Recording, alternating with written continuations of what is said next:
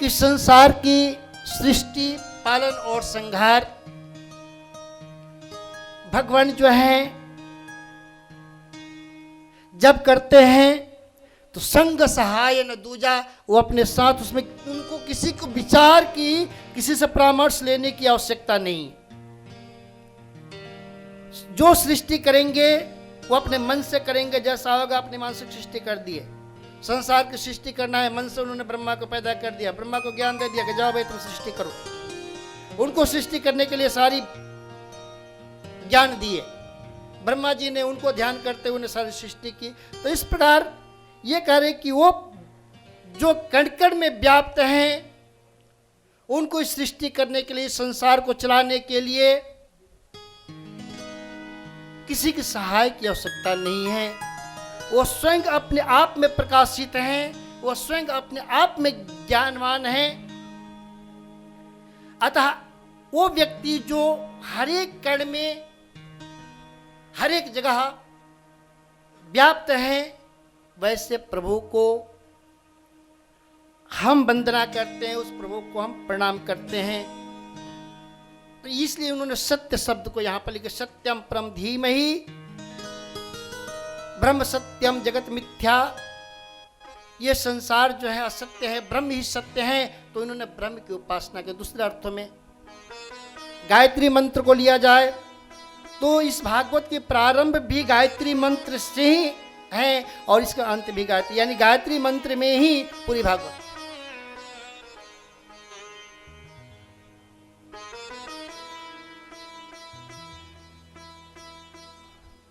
धीमहि धियो, गायत्री मंत्र में जो अक्षर हैं, तो धीमहि धियो शब्द को इन्होंने परम धीमहि ले लिया है। यहीं से गायत्री मंत्र के प्रारंभ भी बता रहे हैं कि गायत्री मंत्र में ही पूरे भागवत है। दृष्टांत दिए मकड़े का। मकड़ी जानती है ना, मकड़ी का काम क्या है? जाला बुनती है। जाला कैसे बुनती है? तो मकड़ी जो जाला बुनती है, समझे उसको, मकड़ी जो जाला बुनती है वो रेशे जो अपने मुंह से ही निकालती है, अपने मुंह से रेशे निकालती है और इससे जाला बुनती है कि उसमें निकलने का कोई रास्ते नहीं होते। लेकिन एक रास्ता ऐसा होता है कि भ्रमण करते करते आप उस रास्ते से बाहर निकल सकते हैं। वो मकड़ी को ही पता होता है। बहुत गौर से देखिए, बहुत गौर से देखिएगा तो शायद वो समझ में आपको आए। तो जिस प्रकार अच्छा, दूसरी चीज, यदि उसको समेटती है तो पीछे से निकलती जाती है, वो निकलती जाती है। जाले भी स्वयं बुनती है और सिमटती भी स्वयं है, तो उसमें किसी की सहायता की आवश्यकता नहीं होती। तो उसी प्रकार संसार में भगवान भी इस संसार की सृष्टि मकड़े के समान करते हैं, उसमें उनको किसी की सहायता की आवश्यकता नहीं होती है, नहीं है। संग सहाय न दूजा, ध्येय शब्द जो लिया है, ध्यान किसका करें कि उस परमात्मा का ध्यान करें जो सत्य रूप से विराजित हैं, अर्थात सत्य का ही इन्होंने ध्यान किया। भगवान का जन्म हुआ तो देवताओं ने 9 बार सत्य का कर, सत्यम परम सत्य परम सत्यम परम, इस सत्य शब्द को वहां पर स्वीकार किया है। यही परमात्मा ही एक सत्य है। तो व्यास जी ने इस श्लोक में, इस मंगलाचरण में सत्य की वंदना किया। दूसरे मंगलाचरण में अनुबंध चातुष्ट को लेकर लिया। अनुबंध चातुष्ट क्या है कि भागवत का विषय क्या है, भागवत के अधिकारी कौन है, इसका हेतु क्या है, उसका फल क्या है, यह अनुबंध चातुष्ट होता है। तो सबसे पहले इन्होंने भागवत के विषय को लिया कि भागवत सुनने से क्या फायदे हैं, क्या लाभ है। धर्म प्रजोदित कैतव अत्र, धर्म प्रोजित कैतव अत्र, परमो निर्मत्सराम सताम, वेद्यम वास्तवमत्र वस्तु शिवदम, तापोत्रयोन्मूलनम।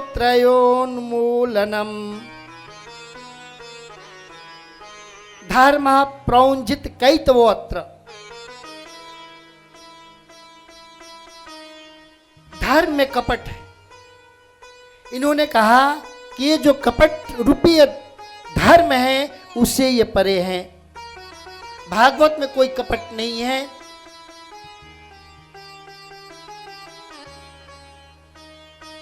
अधिकारी कौन है? तो इन्होंने कहा कि ये भागवत का अधिकारी वही है जो निर्मत्सर है। निर्मत्सर क्या है? जो ईर्ष्या और द्वेष से अलग हैं, जिसको मात्सर्य जिसके अंदर नहीं है, वो निर्मत्सर है।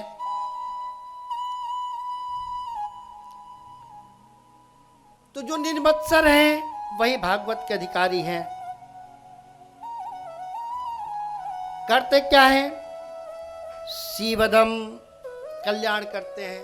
किसका कल्याण करते हैं? कैसे कल्याण करते हैं?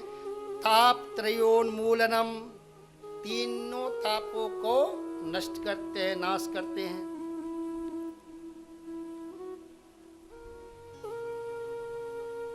आगे इन्होंने ये बताया कि श्रीमद् भागवते महामुनि कृते, व्यास जी के द्वारा रचित यह भागवत ग्रंथ जो है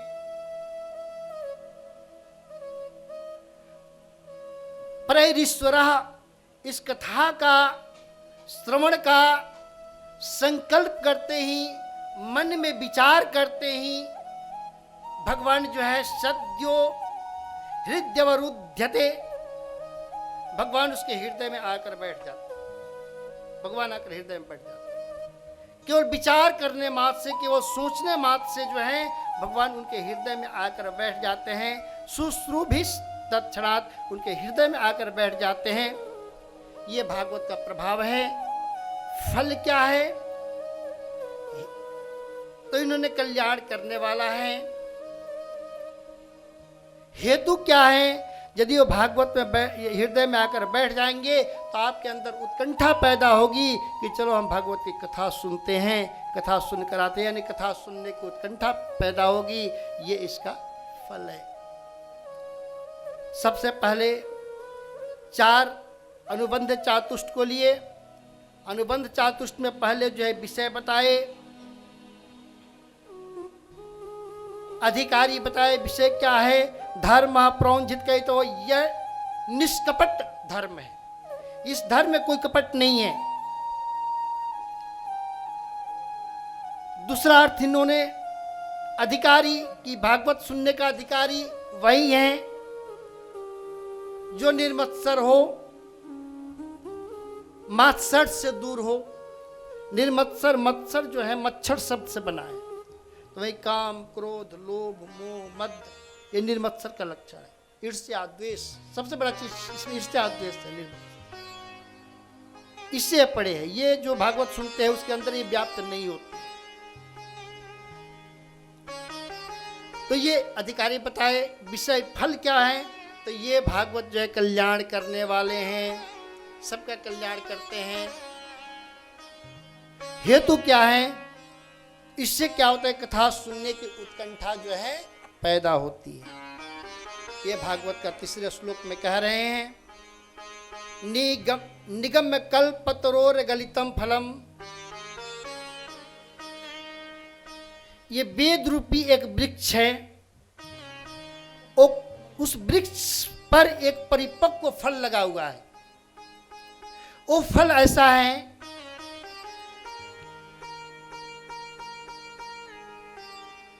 जिसमें रस ही रस है, उसमें कुछ अंदर गुठली वगैरह नहीं है। और फल की विशेषता यह है कि सुख मुखाद, उसमें सुख यानी सुगे का मुंह लगा हुआ है। सुख जो है किसी फल में मुंह मारता है, चोंच मारता है, तो इसका अर्थ हो गया कि वह फल जो है बहुत मीठा होगा। तो ये सुख रूपी तोते का चोंच लगा हुआ है, अतः यह फल जो है अमृत रूप में है। पिबत भागवतम रसमालयम। अब ये कह रहे हैं कि फल है, उसमें रस ही रस है, तो क्या करेंगे? तो इसको ये रस पीने लाके, पिबता, पिए। कैसे पिए? तो कहेंगे मुख से नहीं पिए, कान से पिए। कान से पिए, उसके बाद हृदय में उतार।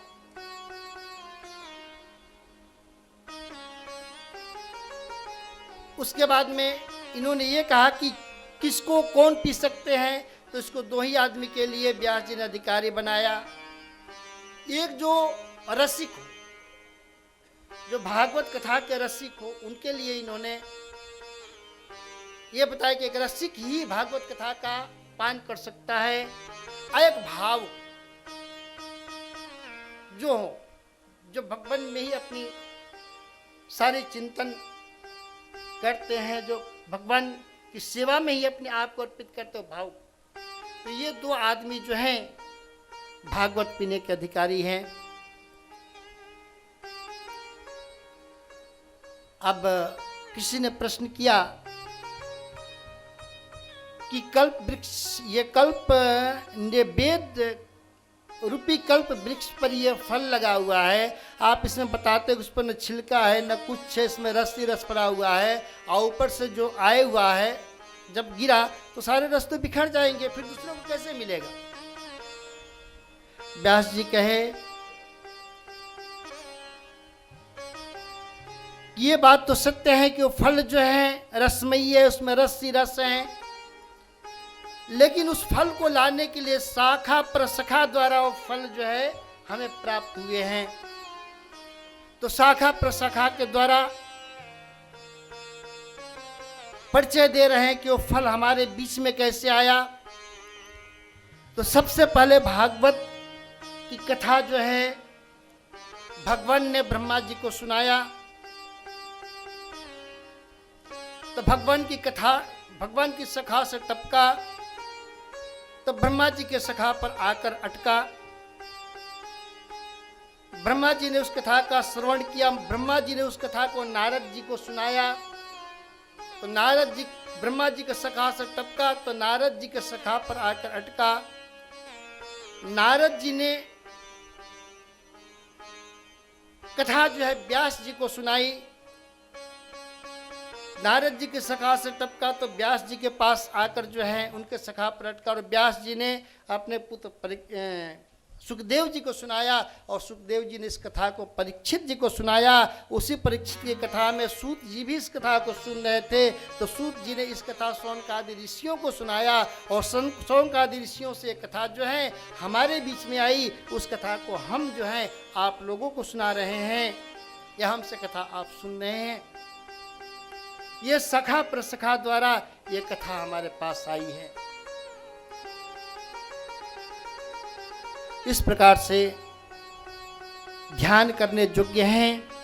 तो भगवान का नाम सत्य है, सतरूपी भगवान को ध्यान करें। ये गाने योग्य हैं तो भगवान की नामों का ही गान करें, और पीने योग्य हैं तो भगवान की रसमयी कथाओं का ही पान करें। इस मंगलाचरण में व्यास जी ने ये बताया जो भागवत का महत्वपूर्ण मंगलाचरण है।